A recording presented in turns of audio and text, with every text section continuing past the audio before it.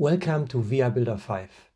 We updated VR Builder to work with Unity 6 and the current industry standards. As it is for the Unity 6 templates, our default for all demo scenes and materials is now the universal render pipeline. Using URP results in more flexibility, performance and graphic quality. One of the biggest changes in VR Builder 5 is the new XR rig.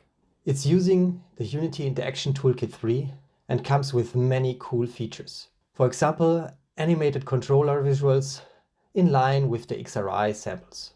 New and easy accessible interaction possibilities, like poking or near and far casting, which allows you to grab objects from near or far. By default, VR Builder objects only use near casting, but of course you can modify this to your personal project needs.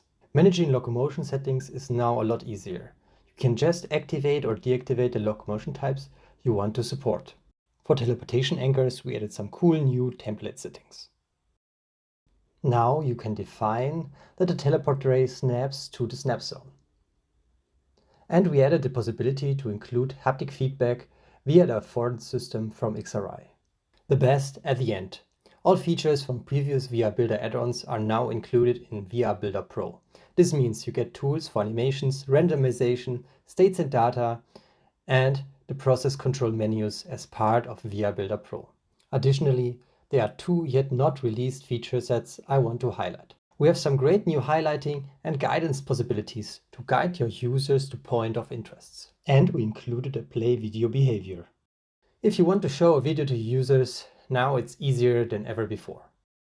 We hope you enjoy VR building and would love your feedback on how we can improve VR Builder for everyone.